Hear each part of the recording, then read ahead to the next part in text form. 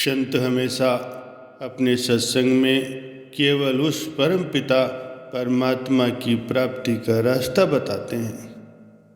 वहाँ पर केवल नाम की युक्ति के बारे में समझाते हैं और बताते हैं कि कैसे उस परम पिता परमात्मा को पाया जा सकता है। आज के सत्संग में रूहानियत के बारे में बहुत सी जानकारी आपको मिल जाएगी। संत फरमाते हैं कि सभी मनुष्य नाम रूपी अनमोल रतन को प्राप्त करने के लिए ही इस संसार में आते हैं, परंतु कोई बिरले गुरुमुख ही इस काम में सफल हो पाते हैं। जो नाम प्राप्त नहीं करते उन्हें दोबारा जन्म लेना पड़ता है और माता के गर्भ में 9 माह तक उल्टे लटक कर घोर प्रायश्चित करना पड़ता है। उस समय आत्मा का ध्यान निरंतर तीसरे तिल में लगा रहता है और यही ध्यान उसकी रक्षा करता है। वह इस नरक से छुटकारा पाने के लिए प्रभु के चरणों में लगातार प्रार्थना करता रहता है कि अब जन्म मिलने पर वो प्रभु को एकदम से याद रखेगा। लेकिन जीव का जब जन्म होता है तो सारे परिवार में प्रसन्नता की लहर दौड़ जाती है। सब उससे प्यार करते हैं, उसे चारों ओर से सुंदर दृश्य दिखाए जाते हैं, नए नए पदार्थ दिखाए जाते हैं, जिन्हें देखकर वो माता के गर्भ में की गई प्रार्थना और प्रतिज्ञा को भूल जाता है। इस प्रकार वो परमात्मा को पूरी तरह से भूल जाता है।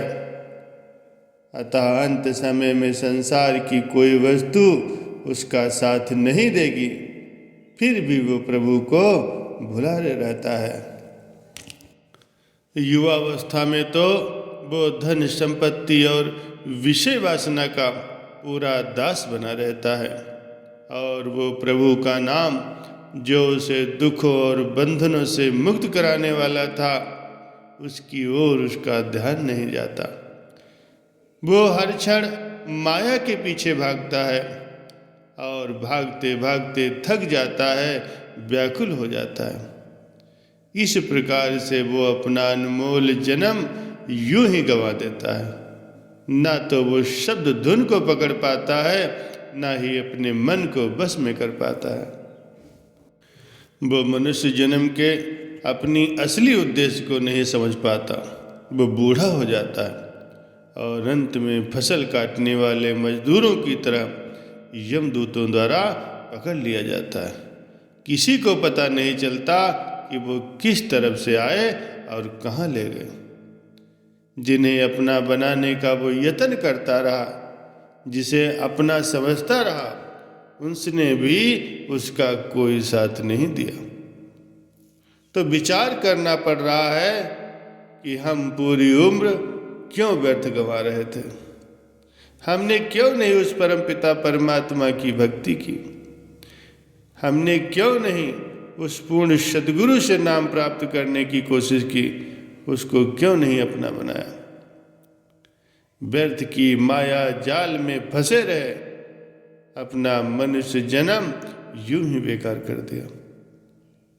इसलिए हमें चाहिए कि जब भी हमें समय मिले उस परम पिता परमात्मा को याद रखें, उसके नाम का स्मरण करें, संत महापुरुषों के सत्संग को श्रवण करें। संत फरमाते हैं कि दुनिया में आए हो और सत्संग का साथ मिला है तो फिर अपने आप को बहुत ही भाग्यशाली समझो, क्योंकि जो बड़े खुशनसीब जीव होते हैं उन्हें ही मनुष्य जन्म मिलता है और ऐसे खुशनसीब जीवों को ही सत्संग मिलता है। लेकिन फिर भी बहुत से लोग इस जीवन का लाभ नहीं उठा पाते। संत अपने हर सत्संग में फरमाते हैं कि अगर परमात्मा को पाना है और अपने निज घर को जाना है तो गुरु के हुक्म के अनुसार चलना पड़ेगा, उनके बताए गए रास्ते पर चलना पड़ेगा। संत फरमाते हैं कि अगर नेक नीति से चलोगे तो तुम्हारे हर काम बनते जाएंगे और असल काम जो हम करने आए थे वो भी बड़ी आसानी से हो जाएगा। वो कौन सा काम था? वो काम है गुरु से नाम प्राप्ति का।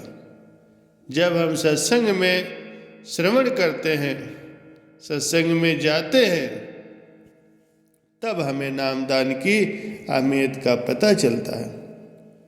नामदान ही है जिसके सहारे हम परमात्मा के घर तक जा सकते हैं। गुरु के मतानुसार मनुष्य जन्म ही आखिरी और अंतिम अवसर है जिससे हम अपने लक्ष्य की प्राप्ति कर सकते हैं। अगर मनुष्य जन्म यूं ही हाथ से निकल गया और पता नहीं चला कि हमें क्या करना था, क्या नहीं करना था, तो फिर अगले अनगिनत जन्मों में न जाने कितने दुखों का सामना करना पड़ेगा, न जाने कितनी योनियों में भटकना पड़ेगा। इसलिए सद्गुरु बार बार हिदायतें देते हैं कि भाई मनुष्य जन्म का लाभ उठा लो, नामदान का फायदा उठा लो, ज़्यादा से ज़्यादा भजन सिमरन कर लो ताकि अपने असल मुकाम पर पहुंच जाओ, तुम्हारा ये मानव जन्म सफल हो जाए। हमारी आत्मा परमात्मा का अंश है, वो असीमित है, ये हर प्रकार की सीमा बंधनों से मुक्त है।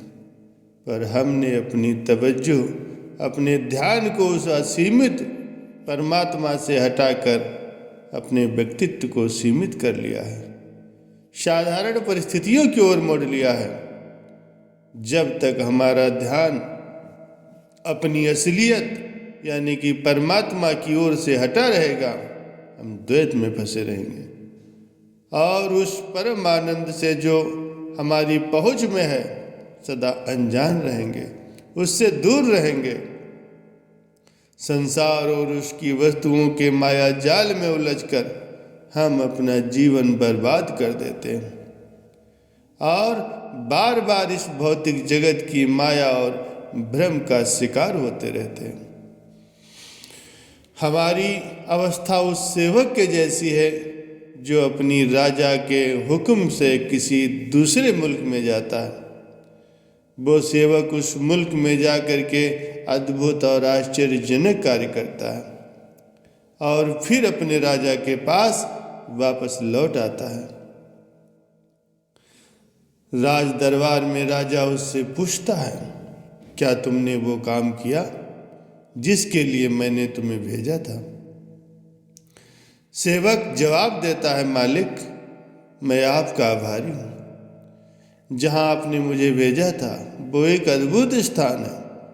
वहाँ मेरी मुलाकात एक सुंदरी से हुई और मैंने उससे शादी कर ली, फिर बाल बच्चे हुए और उनके साथ हमारी जिम्मेदारी बढ़ गई। मैंने एक दुकान खोल ली।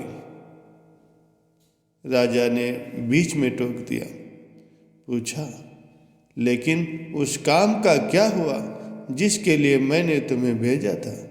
तुमने वो काम किया या नहीं? मैंने तुम्हें शादी या बच्चे पैदा करने, धन कमाने या अन्य प्रकार के काम करने के लिए नहीं भेजा था।